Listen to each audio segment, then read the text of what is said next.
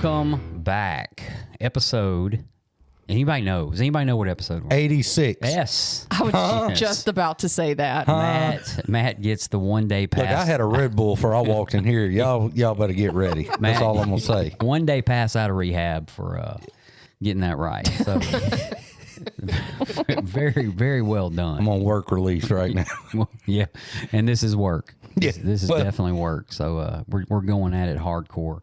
Welcome back, episode 86, and I am Mike, and I'm joined here today with Jill. Hey, Mike. Lacy. Hello. And Matt. Hello. And we are here to discuss stuff about recovery. How about that? Let's do it. But we're going to do that after. Oh, okay. You know, we got it. First off, I did not hear the pigs when I pulled up. So what's going on with Chunk and Bud? It's probably because they're fast asleep. This is prime napping time. Me and them both, bro. This is a great time. No. But I've stopped my naps, which is, I think a good thing. Are they totally like American citizens now? Do they just, Chuck like they and were Bud? going around the house and Yeah, stuff? they have state IDs and everything. Yeah, they're driving. I'm just kidding. Driving. I'm more American, Like they don't try to born run and off? raised. They don't try to run off or... Not really. I mean, from what I understand and what I've read, they stick pretty close to home. They know where the food is. Yeah. Well, that makes sense. Yeah. Yeah. That makes sense. So Once they're they going to go where the food is. Exactly. And they know where it is. And they're big fat babies. Yeah. I guess the chickens are asleep as well because I didn't see any chickens. They're locked up. Oh. Yeah. The felony or Bad chicken. Bad chicken. misdemeanors or what? That's all. Yeah. Yeah, okay. Yeah, they're probation all in their pens. Yeah, Okay, they okay. piss you off too much, you have to choke them. Well, I mean, like, it's either that or come home to like doo-doo everywhere. I've listened to some of our recent episodes in the last couple of days. I've been driving a lot, and Mike always throws in a dad joke right off the bat. About And so I don't know choking I don't know if everybody catches that. But anyway, Let's hope they it makes don't. me laugh. Nobody else maybe laughs, but I do. I think it's funny. Let's hope they don't. How about that? So, Mike, how have you been? Where have you been? I have been, 3,500 miles away. I Tell think. me more. Maybe less. It may be a couple of miles less than that. But I have been in, let's see, Wednesday I was in Seattle, Washington. No, actually Wednesday I was in Portland, Oregon. No, Tuesday night, Portland, Oregon. Wednesday morning, Seattle, Washington.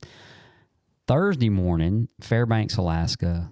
Friday morning, Anchorage, Alaska. Saturday morning, Dallas, Texas. Nice. And there is probably nothing more enjoyable than sitting in a middle seat on the very back of the plane between two really big guys for 6.5 hours. Mike. And these guys had just got out of the field. They work on somewhere in the Arctic Circle. And Wow. So Yeah, that sucks. yeah, I got to see some amazing stuff. Yeah, I was driving, beautiful. Me and my son driving down driving down Fairbanks Highway. I'm gonna say Fairbanks Highway. There's one highway that runs between Anchorage and Fairbanks, right? And it's just one Highway 3, I believe it is, and it's 6.5 hours from one to the other. And we drove over from the Anchorage airport straight to Fairbanks through the night. It doesn't get dark till about 9 there right now. Through the night, snow, ice-covered roads, some places no signal, hundreds of miles between gas stations. Two guys from the south have no clue what they're doing, right? Mm-mm. And we're driving through there, and we make it, and we spend the night, and we get up the next morning at 7, which is 10 o'clock here, by the way. We get up the next morning at 7, it's still dark. And it's like 7 degrees, and we go out to the car, and we go to this place called North Pole, where the whole town's decorated like Christmas year round. Right? All the light poles are wrapped in like candy canes, and we go to a gas station, get It was 7 degrees up there right now. It was 7. The highest it got was like 14 while we were there. Oh. The whole But is it a different kind of cold? Oh, yeah. it's cold. Not that I've been there. Way but too cold. I would say You could die. it probably is different. I mean, it's different because it's not humid like it is down here. Cold is totally different and drier. The scary part of it is like, especially if you're not from there, because after you get a certain amount into this thing, we went to a place called Denali National Park, and in this national park, The roads are icy. You hardly see any traffic. It snow's falling. You go up the mountains. You come down the mountains. For us, like if it gets cold, let's just say it does get to 20 here, right? And we get to Jill's house and we get out in the yard and we run around for 10 or 15 minutes and then we can go somewhere. There's nothing you can do here. Like you have a flat tire. You're going to run the car until it runs out of gas and then you're gone. It's just, so it's a different kind of cold. It's a scary kind of cold. I mean, we did it obviously for the thrill, we made it back. So that's good. That's always a plus. But one of the highlights I saw in Seattle, we were standing on a pier watching people fish, and we saw this amazing picture of a sea lion that just pops up out of the water and goes back down and pops up out. And this is in the wild, like this ain't a zoo. And then we get to Alaska and we're driving down the main highway, and bam, right in front of us is a moose, like a big old moose right in the middle of the road. We kept going. And there's two meese or moose, whatever you call them, off on the side. You are from the South. Just eating, and these are huge animals. We didn't see any bear, no real roadkill. We got out, threw some snowballs at each other. And, pretty amazing things. A lot of Native American citizens up there that have their cultural stuff going, that you can see different cultures and That's totem really cool. poles and of course Love it. lived there when I was a child, so I remember bits and pieces of that little memory. So amazing trip. We had some good time. I got to spend time with my son. He enjoyed it, and I I gotta say this. I edit these shows, right, and I spend 3 hours in front of a computer looking at our voices. I don't listen to our voices. I look at our voices, and I was telling Jill that I can tell the shape of your butt from whenever I'm Right, and I was like, oh, every what? time you say butt, it's the same shape on my monitor, right? So I know when to go in and cut out the butt but I go in and cut them out, but I don't cut out enough to where we lose your personality. I just cut out the really long pauses and the Mike, I'm glad you went on vacation, man. I mean, when you're at that point of your reading our words or whatever, you need a break, man. Yeah, I might. So how about you, bud? What you been up to? Man, just doing the same old, just trying to chase kids around, football, high school football, middle school football, and then we're going to try to do the kids like Jill does the chickens and just lock them up. There you go. Where we're at. So, I don't know. She says no, I say yeah, but no, everything's good. Just rolling along, Yeah. How about you, Lacy? What you been up to? Work, raising kids, football, dealing with math. Yeah. Ooh, that's a whole other deal. Well, hopefully you get a bonus for that last one. Right? No, it's not bad. Just football. It's that and time of work. year. It is. It's that time of year. So We're also, and I'm going to do a cheap plug here, but we're also planning the Koala Club where we all go, our New Year's Eve fundraiser this year, and kind of getting that ball rolling. It's going to be really nice. We're going to have it at Chef's Table in the East Bank, Bojack's area there. And it's going to be a nice little deal, I think. So we're working on that. So if anybody's interested or wants to donate or wants to do any of that stuff, the Koala Club's the people that put that help me with this, Mike, I guess, maintain the facility where we have our meetings, Yes. make sure everything's running correctly, bills paid, repairs done to the building, upgrades. And we've got a lot of things. The building's been there a long time. And just kind of need to upgrade some stuff, so we're raising some money for that and kind of bring it on into, bring it up a little bit and kind of upgrade as we can. And so we got some really good people over there, man. It's just that's what's impressive is the people just jump in to go bang bang bang, and we're rolling. So, but yeah, so Excellent. Yeah. we'll have more of that coming out pretty soon too. So, And more what you been news up on to, that. man? That's it. That's it. That's it. Just getting ready for this big shindig. Getting ready. I should have hit the biggie button whenever you got ready to make that announcement. Well, I mean, It's our plug for the Koala Club. The least we could do is plug the Koala Club. Where's it at? Where's it at? Not even that. I feel like Coleman right now. That's what I feel like. No, this is Coleman. Oh yeah. I think Coleman's still the only in 80 86 episodes, he has his own entrance music. Everybody else has the same. Yeah, Coleman's the only one. His own entrance. It will always be that way. He's special, you know. and he is definitely a friend of the show. Yes, he is. He's our buddy. So Speaking of friends of the show, so the other day I was exchanging messages back and forth with Amy down in Mandeville that attends the Mandeville group, and you know she keeps me informed anytime something happens. And obviously, not a whole lot happens. That's the first time I talked to her in a really long time, and we were talking about the target audience. You know, what is our target audience? And I was driving. Well, target audience really is anybody that'll listen, But really, this is designed originally, and you mentioned it on the last episode, for that newcomer, right? That person who we get that, you know, is still kind of on the fence or questioning, or someone who just wants to hear about recovery, or someone who cares about someone who may need recovery, right? And so we were talking about that, and it got me to thinking, what is our target audience? And I was thinking the newcomer, and then it's like, that's where the topic of today is going to come from. And one of the things we hear when we first get to the rooms of AA, you hear so much stuff. You know, some of it sticks, some of it don't. You know, some of it keep coming back seems to stick. And if you keep coming back, even after 15 years, there's still just so much more that you get out of this program. My thought process went to this thing that we hear, and we hear it so much that sometimes it can become white noise, or sometimes it can become one of those things where I'm just not going to do it. I'm just not going to do it, you know. And there's certain things I will do, but then there's that passage in that how it works that says, rarely have we seen a person fail who has thoroughly followed our path, and actually never have we seen anyone fail who has thoroughly followed the path, right? If you get off the path, then you fail. If you stay on the path, you're going to be okay. And even if you can somehow muster up the ability to be honest, you're okay. If you can't, then you might fall off the path. But the changing people, places, and things, that is something you hear a lot. And do you know, so I don't remember actually coming in and hearing that, you know, you got to change people, places, and things. Because when I got here, I was pretty much just done with life, right? I was absolutely I was tired of life. You know, this is it, my last straw. This is my last hoorah. I might make it, I might not make it, you know. And I'm going to try this AA thing, and if it don't work, I've got to get out of here somehow or another, you know.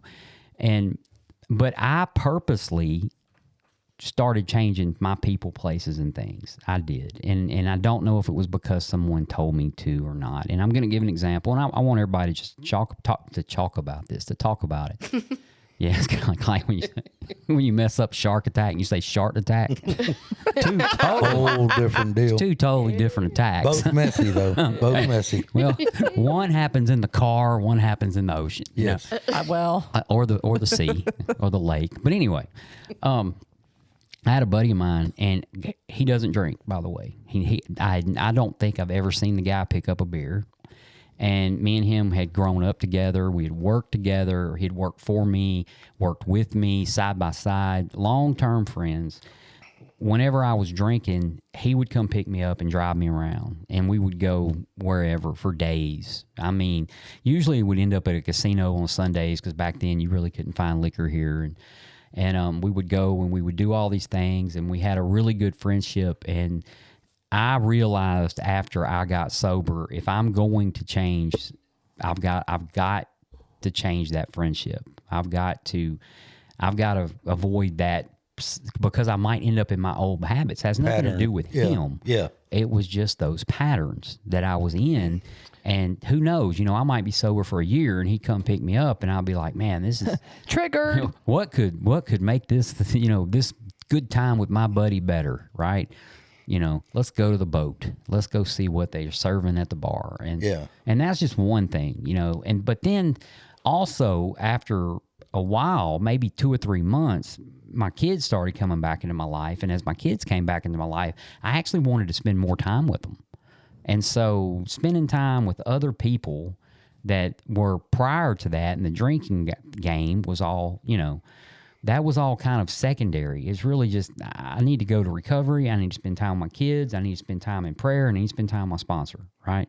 And so it wasn't really a purpose thing or because they told me to thing. I had to do it because I just really did not want to go back to drinking, you know? So I guess the question I proposed to you, Matt, Lacy, Jill, did you do that? Did you change your people, places, and things?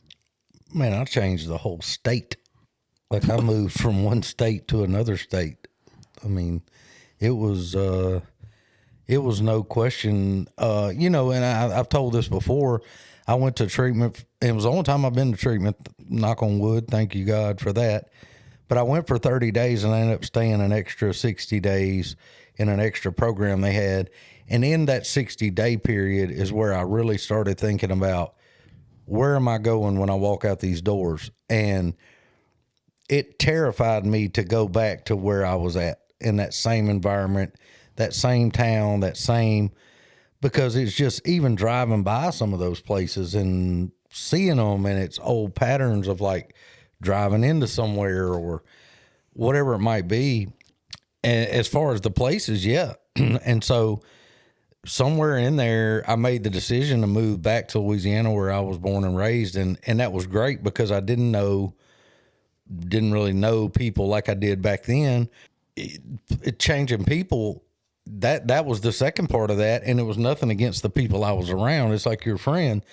You know, I have friends back there that I haven't talked to in a long time since I've been sober because nothing against them. They're great people, but it leads me, I wind my way back into a path and back into patterns of things that I just would prefer not to go down. And I think everybody else would prefer I didn't go down them either. When I got out of treatment, literally the day after treatment, I was here in Bossier from the Jackson, Mississippi area and slept on my brother's couch, found a job. My family stayed over there, kids and all, for a few days, and then we figured it out and started here. And, you know, it was what needed to happen.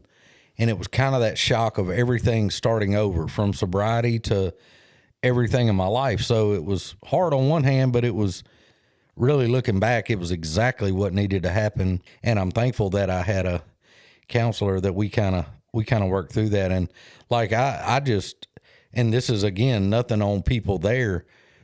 I go through there every once in a while, just driving through, and I see those old areas, and it brings back those old feelings of like, I don't want to say depression, but just, it's kind of like, ugh, you know, and that's on me, you know, it's not anything on that place or any of those people, but it just trips that little stuff inside me. And now I'm kind of just going through and it's not a big deal, but I'm glad that we did that. And it amazes me, the stories I hear of people that they live right in the same spot, same house, same people, get sober, go right on. I mean, God bless you if you did. I don't think I could have done that, you know? So, and then the people I can talk about later because I want to talk about that too, but I know you ladies probably have something to add to that as well.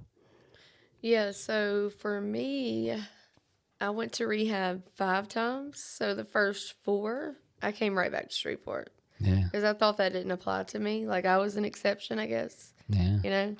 But the last time, I stayed in Monroe for a while. I didn't even come home to see my kids. Only saw them through FaceTime for 4 months. And it was hard. But I knew, like, I wasn't strong enough. That's a good decision. Oh, Absolutely. Hard decision to make. Yeah. Yeah, absolutely. It's, I mean, like you were saying, it was terrifying to go back, but it was, to me, just as terrifying to do something and to make a change because it was totally unknown and I didn't know what to expect. You know, I was still incredibly foggy headed, and this was after 106 days of treatment, and I was just like, Dang, that's a long. Well, damn, Jill. I was in there for 97, bro. And they suggested, I mean, this is the stuff as far as like discharge and planning goes, that they suggest. We suggest a halfway house. And I'm like, excuse me, I'm not a halfway house girl, you know? Yeah, me neither. And, well, clearly, just kidding. Not a girl, Mike. No, I meant, you know. Oh, okay. Yeah. Yeah. So anyway, yeah. One foot in, 1 foot out. How about that? Well, and it was like, oh, hell no at first. But then it was like, and then she pulls the, are you willing to go to any length? I was like, oh, Did that to well, me too. shit. And that literally meant I quit my job. Yeah. I mean, I did that while I was in treatment. I couldn't go back to that career because I was a landman and we get loaded every day. What's the landman? Oil and gas industry. We Surveying lease oil and gas rights, mineral and whatnot. Gotcha. And so, Did you actually survey land? no, we lease. Oh, so you did people's the rights. leasing part. Yes, yes. I got you. And so, so it's a clerical work. no, Okay, well, keep going. it's almost like a sales rep, but we're giving you money. I got you. And so I quit my job because I knew that career couldn't, move on the way it was. And I changed. I told them, I said, I can't come back home. And so I lived in the halfway house and I lived there for 9 months. It was, they drilled all this into our heads and like how to do this while we were in treatment. And that meant I had to like analyze my friendships. These people I've known my whole entire life. And it meant, who's healthy for me and who's not. And 99% of them were unhealthy. And I had to sever contact. There's a couple of them that I text or that I stay in touch with. I don't hang out with them much. I may meet them for dinner, but it's just they know. And I know, and they support me with that. And to me, that's amazing. They're like, thank God you did something with yourself. But everything changed. Career, where I live, how I live. I mean, I had to change everything about what I do because my whole life surrounded around finding drugs, using drugs, and how am I going to pay for them. And like I said, this means like you need to get a job and you need to go every damn day because that was something I didn't do. And You didn't go to work every day? no, Oh, heaven forbid. God, no. Towards the end, I barely made it in once a week. Yeah. I had a home They must office. have really needed landmen wherever you were at.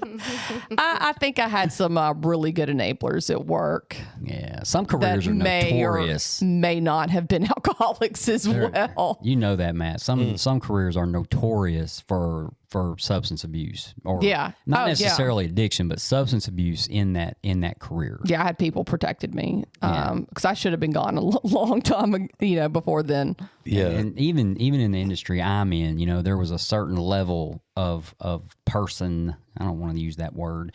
A certain level of seniority to where it was normal to consume great amounts of whiskey or vodka on a regular basis, because that was just, but most of them could stop. Right. Don't invite this Mike Cat back over, right? Because we only brought 10 bottles. And you're looking at them going, really? Like they're saying that about me? And that part of my recovery was probably the loneliest and most unsure and most uncomfortable part of my recovery. I bet. And I was scared to death, and I felt like they were making me be friends with the women in the house, and I don't like to be made to do things. I was still very defiant. I did not want to be your friend too much, and I struggled with relationships.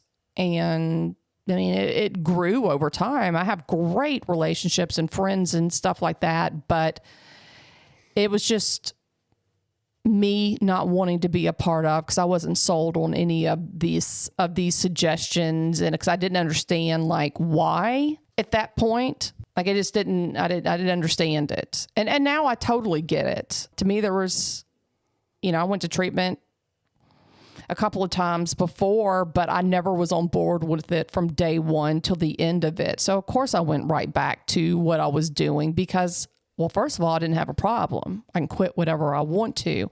But this time I was serious and I knew. And for some reason, I trusted in something. I took the leap of faith. I trusted that something had to happen. And this was not of me because I am what self-will run riot. It has to be. This isn't something I just do.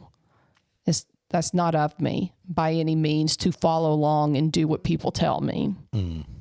But I learned there's a lot of beautiful things in taking suggestions, following rules, and doing what you need to do to stay sober. We talk about it all the time too, of the people coming in and that adjustment thing of how hard that is. And that's why people a lot of times back out is they go, wait a minute, I can't do this. I can't do that. I need to do this. And like Jill was talking about, they make friends with these people, you know, like, it's like, this is so weird. And like, why am I having to do this? Why can't I just be the way I was, but not use drugs or alcohol? And it takes that whole, it's like a dryer. It's almost like tumbling everything together. And then all of a sudden you're in better shape, but it's real uncomfortable there for a little while, horrible. adjusting, you know? I want to say something. I remember on my way to Monroe, like I had my whole life planned out. I was like, okay, I'm going to go. I'm only going to stay there for 28 days. I'm going to go back to my ex-husband's house. We're going to work it out, da-da-da-da. Well, then I get into treatment, and like 2 weeks in, my counselors were like, you need to do this. And I was like, I'm like you. I'm not a sober living girl. I was like, I'm not going there. I have a house to go to. Yeah. And then it was like, I don't know, I surrendered. And I was like, you know what? Maybe you need to do something different. Mm-hmm. And I stayed. I put a time frame on it too. How did that go? Didn't go my way. I stayed 2 years. Right. Well, yeah, because my treatment plan said 6 months, and at 6 months, I was like, well, time to go. My sponsor laughed at me and said, yeah, I don't think so. Right. Yeah. You're not And then, okay. I mean, at first I thought AA was a cult. I was like, I don't belong there. You know? And then, I mean, it saved my life. But I was just going to say, I remember planning everything out. So I thought I did. And I looked at every reason in the world not to go to meetings and continue and looking up, is AA a cult? It's on my, it may not be now, but it was back then. And I went, you know what? It could be a cult. They could be tricking me. This whole thing, I've gone a whole 4 months without drugs or alcohol in my body. This could be this is something. I Google it. I watch YouTube videos and I went, wait a minute. They're not getting nothing from me. Nobody's getting anything from me. Nobody wants anything from me. And I went, okay, it's not a cult, you know. But still, no one is like when they're 5, I can't wait to grow up and be an AA. Yeah. And I didn't understand, again, what the point of that was, but I had to end the halfway house. I had a new guy ask me the other day, he goes, man, do you think you're going to go to meetings the rest of your life? And I was like, you know what? I hope that I don't have to go to 7 meetings a day for the rest of my life, but I'm okay with it if I do, you know? And like, it helps me. So I don't know where down the road, I have no idea, you know, and I actually talked about that with my sponsor about like a meeting schedule and what we need to do, you know, and it's kind of cool as you go along through sobriety and you kind of start to figure out, okay, I'm good if I do this. I'm not so good if I do this. And, but also on the people, I know y'all were talking about my thing, and I guess it was tying in at the end of the addiction part, but the people I was hanging around were not the most, what's I think the word? we can, Y'all understand what I'm trying to say. I remember looking around all those nights and days and all that stuff and looking at the people and the things that were going on. And I was just like, why am I involved with this? Like, I couldn't understand why I was involved in that. And there was a guy, I'll give as little details as possible because I don't want to talk about anybody else, but there was a guy that I used to run around with quite a bit. After I got about 2 years sober, I got a text from someone over there, and it was a news article. He had got in a high-speed chase, and he had a mean dog. He had this old mean dog that used to ride in the car with him, and the cops were after him. He wrecked the car in a field, or he got stuck or something, so he bails out of the car at the cops with a big knife in his hand and the dog, and they shot him and the dog. damn. Killed them both, the police. And I remember reading that, and I was like, 2 years ago, I'd have been in the car with him getting shot. Absolutely. So, you know, this isn't like, I think all of us talking here, this isn't like, oh, that guy, maybe he's a little, no, these were this had to be changed, you know. And I learned to get around people that had things that I wanted, like peace in their life, some integrity, a lot of these things. And I thought, if I'm surrounded by those people, then I have no choice but to come up. Right. I have to do The better. winners. And they're going to hold me accountable. That's what I need. You know, I don't need enabling, oh, it's the world's fault, it's not your fault. That's what I was used to. Even today, Lacy and I, when we met, I said, look, I have a circle. I want you to meet that circle. And she said, well, I want to, I don't know if I'm going to pass the test. And I said, no, it's not you passing the test.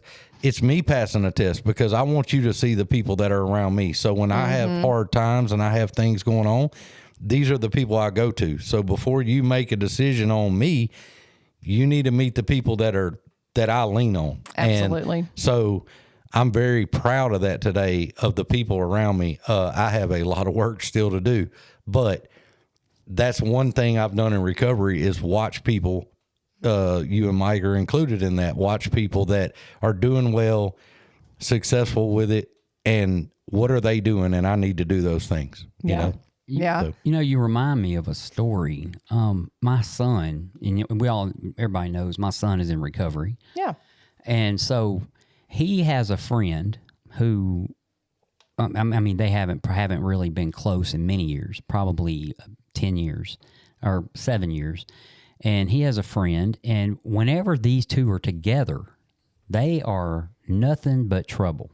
I mean, I'm not talking about like Beavis and Butthead or Wayne and Garth. You know, I'm talking about like just nothing but trouble. Like they have. So when my son got sober, they did not end their friendship. They just kind of went separate ways, right?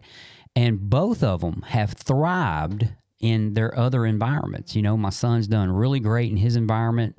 This other guy has done really great in his environment, got married, had kids. My son got married and had kids. But together, they just were not, you know, I mean, we can't always be like Paul Stanley and Gene Simmons that work out for 75 years, you know, and, you know, it's that environment was not good, but they changed the people they hung around with, and now both are doing just. And I love the kid, to be honest with you. This is a great kid. Like, Yeah.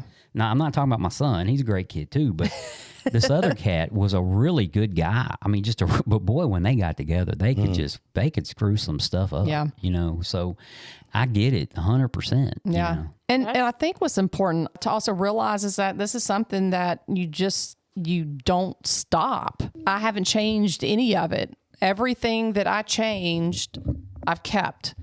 It's nothing that I decided to go back to, because that's important, because still after 20, 30 years of sobriety, you can still go back to those same old things and you can relapse. And it's not just a one and done. It is a complete lifestyle change. And if it's a lifestyle change, I'm doing that every day for hopefully the rest of my life. It's important. yeah, absolutely. Sure. Yeah.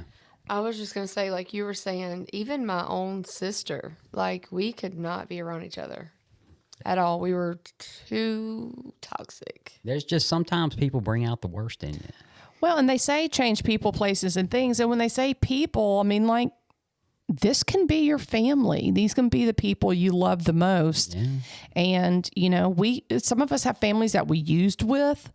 And this means that, hey, I'm going to have to set boundaries. And that can be really hard, especially when it does come to the people you love. It can be a number of things. I know that in recovery, I have met people in recovery that are supposedly doing the deal.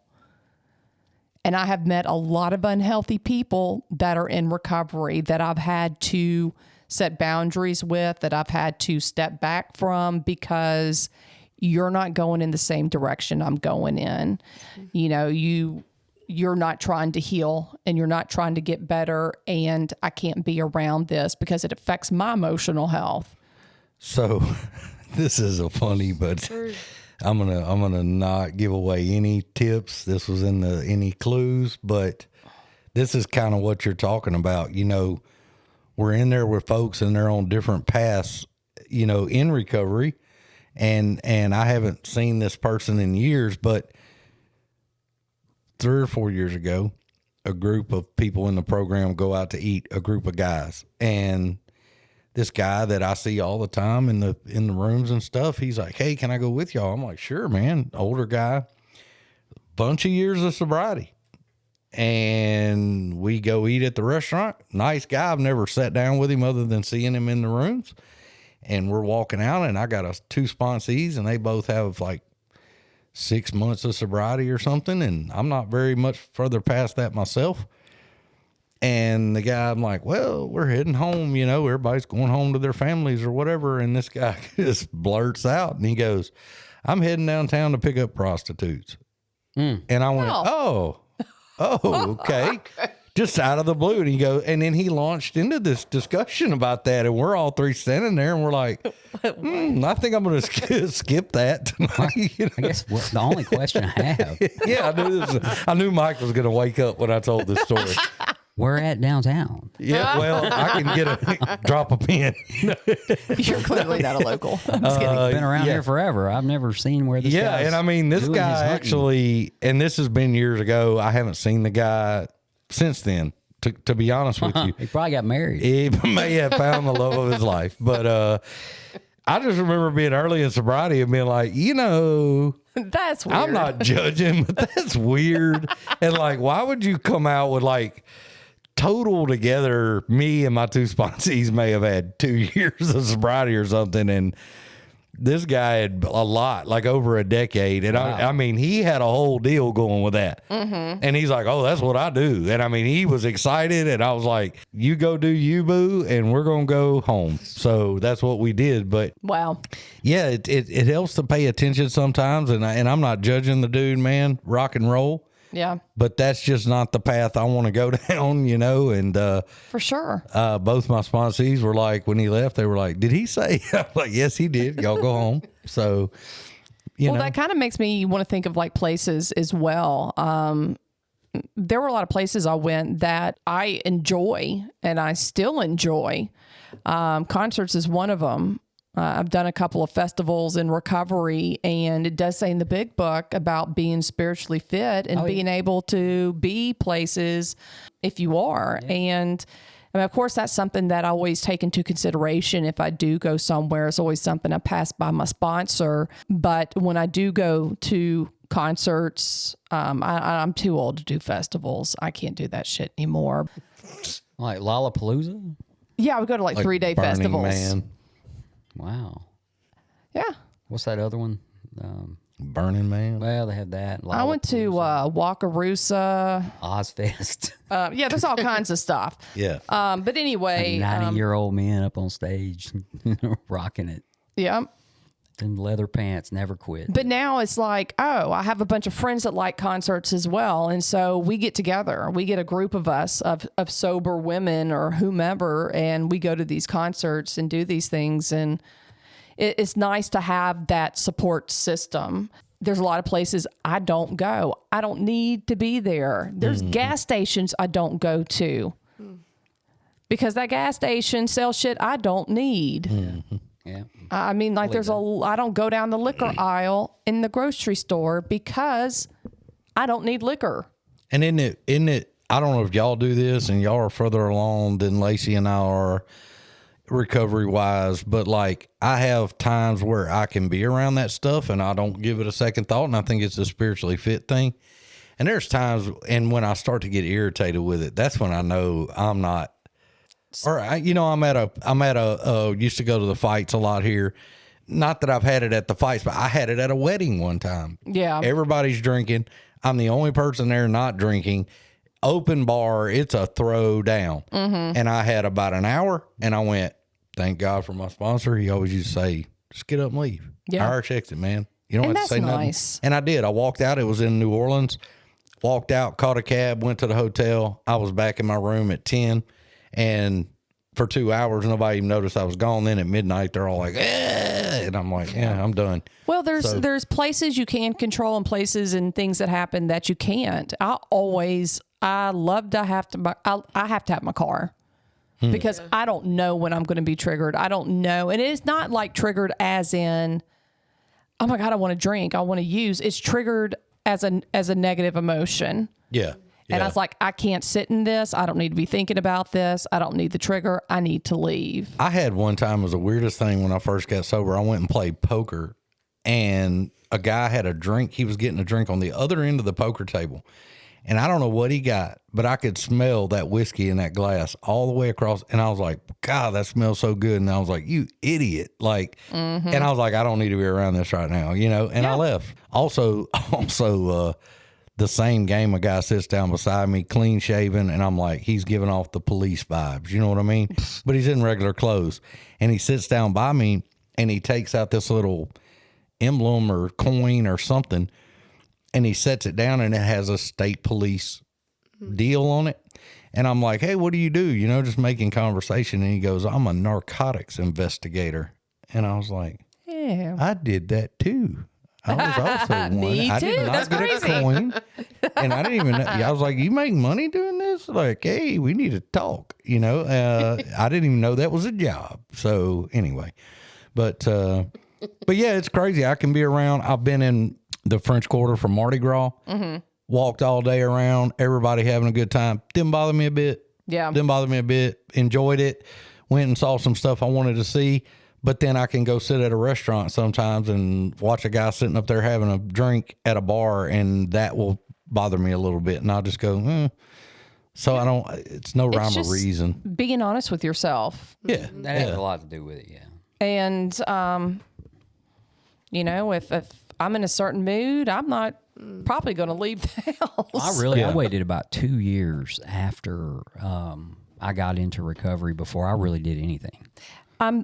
Same. Yeah. You know, I've told my story, and I was probably a year sober, and a buddy of mine invited me to his wedding on the beach in Destin, Florida.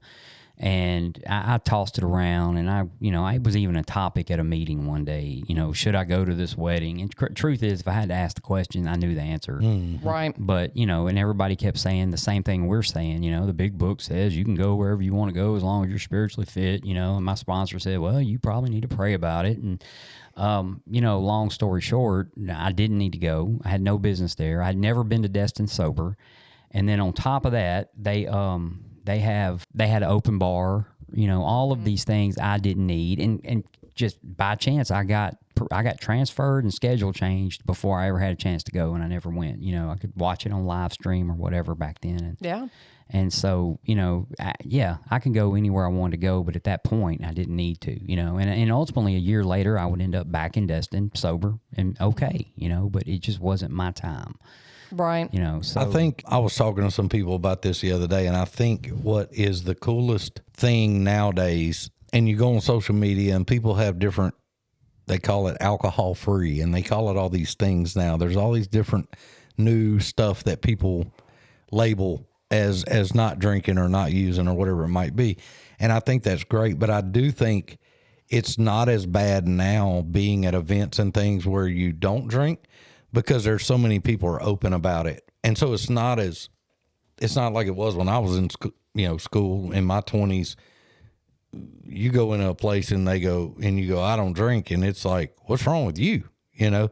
And I think it's a little better now is what I'm getting at. I don't think people have I'm not sure what the word is. It's not as bad. I mean, I go in places and they're like, what do you want? You know, and I get whatever I want to drink and don't have an issue with that. Yeah. You know? Yeah. I mean, I was just in a Mexican restaurant last weekend, and immediately the server's like, what would you like to drink? I was like, no drink. No thanks. And he looked at me as if I had 3 heads. You were with us at Nikki's the night the whole AA group goes in there, and the guy goes, y'all don't want a margarita? And finally, I think Lisa was like, none of us drink. You know, like we just kept being polite, but it's like no thanks. One wants alcohol. Well, yeah, at she this was table. like, what? Yeah. I think it's gotten a lot better. You know, my favorites whenever you at a restaurant and they, you know, can I take your drink order? And you're like, I don't drink, you know, and then it turns into a story. Oh yeah, me and a coworker went over to a Mexican restaurant. I don't know, it's been a while back in Dallas, and we're sitting there, and the guy asked, you know, what do you want? What's your drink order? And I was like, I don't drink. And then the guy's like, yeah, I understand, man. I've been long story, was there for 45 minutes talking to this cat about rehab and this podcast, and he had been sober for, I want to say 2 or 3 months, and then another guy comes over working on a year, and it just turned into this. I don't even remember if I ate, to be honest with you. But, you know, Mexican restaurants, even though I drank my share of margaritas, Mexican restaurants were never a thing that, you know, I avoided. It wasn't one of those, you know, restaurants. But if it could be. Hello, hot cheese. It could be a thing. Yeah. We just have to work through that, Jill and I and Lacy too, because we just have to be prayed up when we go in there, because they got to get some queso, you know. So Hot cheese. But yeah, and it. I don't know. It's kind of weird too. Saying that, I went in a place the other day in a tire store and was paying for something, and this kid walks behind the counter behind the guy and he just looks over at me, and I say kid, he's probably 19 or 20. And he says, "Hey man," and he calls me out by name, and I'm like, "What's going on?" And I have no idea who the dude is. And he's like, "Remember me?" I mean, just blurts it out. "I'll go to the Koala Club." And I'm like, "Oh, okay." And which doesn't bother me, but Yeah. I was like, "Okay, man, how's it going?" And he's like, "Oh, I got 3 months." I'm like, "All right, dude." So we end up talking for a minute, and you know, I mean, that's cool. Yeah. You know? So Yep. But I think that what we're talking about is imperative. I honestly believe you cannot recover if you do not do those things. it takes that shock of You're setting yourself up for failure. And like they say in the rooms, if nothing changes, nothing changes. And that's why you have to change everything. And when I mean everything, it was everything. I mean, I had to find a whole new identity. I had to find out who I was, what I liked, and because I could no longer be old Jill. Everything I did was associated with drugs and alcohol, and you know, it's just those first couple of years is just years of exploration, and I wouldn't run out immediately and just start eliminating people from my life. You know, the good point of contact would be, hey, talk to my sponsor about this. You know, Yeah. I have a friend of mine I haven't seen in 5 years, called me, wants me to go to dinner. What do you think? See what the sponsor has to say about it, you know? yeah, I poof disappeared. Yeah, I kind of did too. You know? I'm sure people were like, whatever. I mean, but you take that too of, and this is, you know, you guys can comment on this on the show or whatever, but I had a dude that was 24, something like that I sponsored for a little while and was using meth. And I said, "Look, we got to change people, places, and things." And he goes, "Well, I live at home with my mom and dad, and I've been doing meth with them since I was 12 years old." And I was like, "Oh." And he goes, "Yeah, I don't have a job. I don't have anywhere else to go. And I'm going back there when I, you know," and I went, "Oh, okay." So that'll make you put your thinking cap on, you know? Yeah. But so we have to pick and choose and be smart about that kind of stuff and just do the best we can, you know? Agree. Sometimes it's not always, you know, financially you can pick up and move to another state. Well, and that's something that, you know, the guys I work with say, they're like, I can't do that. And I'm like, yeah, you can. I got a place that worked with me. I found a job.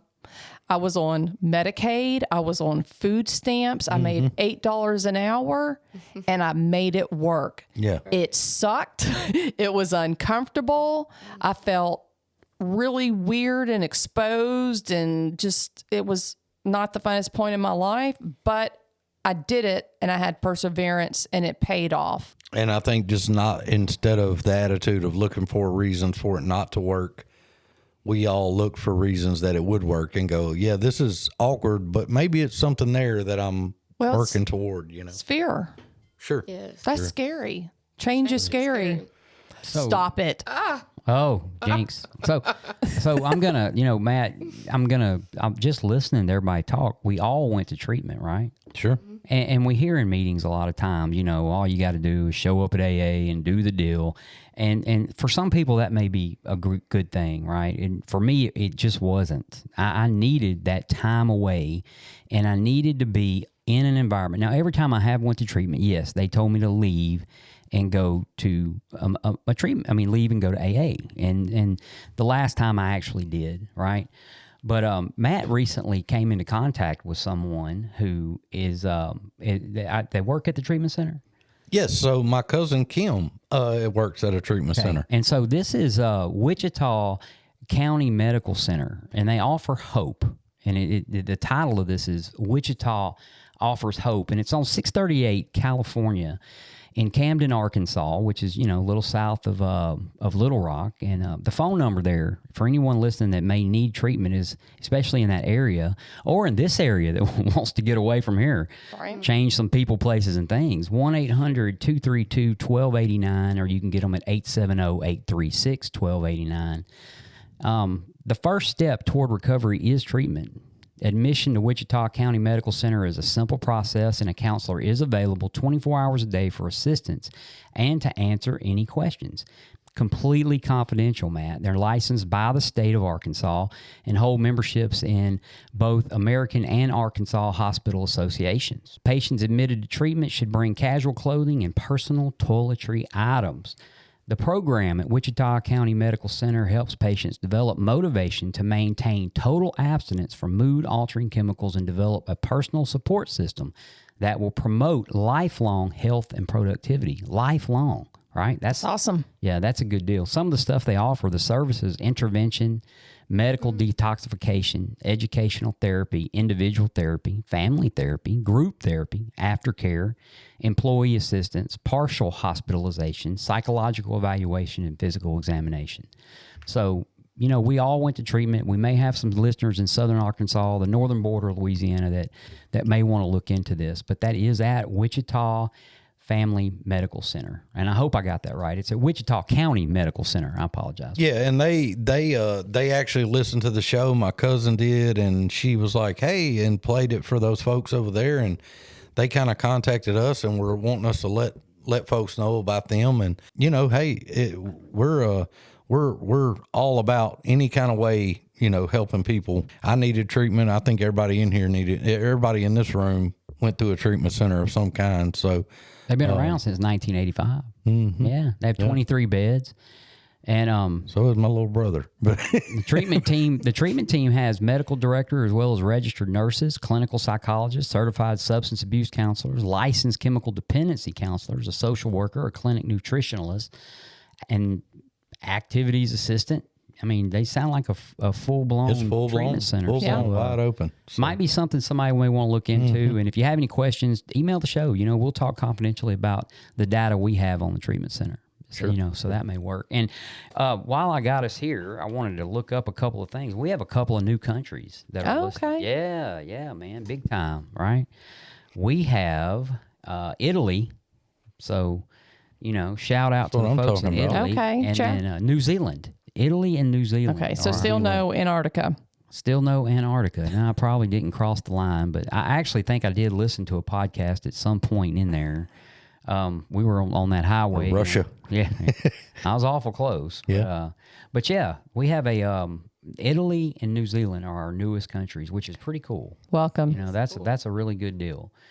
And at last look, I'm trying to pull up the data here. At the last look, how many listens we have, and for some reason I can't get none of my stuff to load. So that might not be something that happens on this show. So anyway, but treatment centers, and then get into AA, find you a new crowd. Sometimes your old crowd will follow you too. So, and we're all of us on Instagram. I'm sure you guys are on Facebook as well.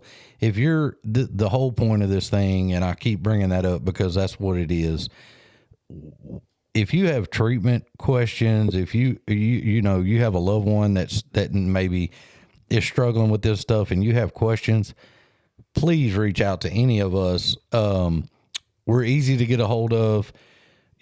Sober living houses, treatment centers, AA meetings, whatever needs to be done.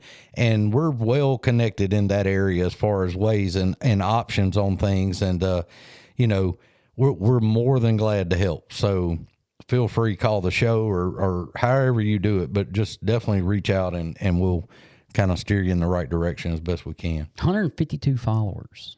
Yeah, we're up there. And that's 6,958 total plays. And on average, we get 81 listens between the data dump, which is like a week apart. So 81 listens a week, not bad. You know, Okay. not bad at all. Moving on up. Moving on up to the east side to the deluxe apartment in the sky. That's right. Where's that from? The Jeffersons. You won the second Jordan pass Wheezy, out of- baby. yeah, you won the second pass out of rehab this week. Yes. But I think that's about all we got on people, places, and things. Unless anybody can think of anything to add. That's it. That's all I have. Lacey, you got anything? The only thing I wanted to say is like be prepared for boundaries because people do not like that. And I remember having to set them and turned a lot of people away. They got mad. So And if you Be set them prepared. boundaries and then people get mad, then there's the people that may want to be changed. yes. Exactly. I think the bottom line of all this whole conversation and most of them that we have is get ready to be uncomfortable and do things you don't normally would do. And whether that's dealing with people, places, whatever it is, if you're going to recover, you're going to have to go through a lot of that stuff. So hang in there. And Yep. you And- grow when you're in an uncomfortable. That's right. Yeah. Pain is the touchstone to spiritual growth. Yep. Isn't that Agreed. right? Yeah. And if you ain't got nobody to hang out, come hang out with us here on the show. How about Come on. that? So we have been at Rule 62 Studios and we have been in Bossier City, Louisiana, and we are still the Grouch and the Brainstorm.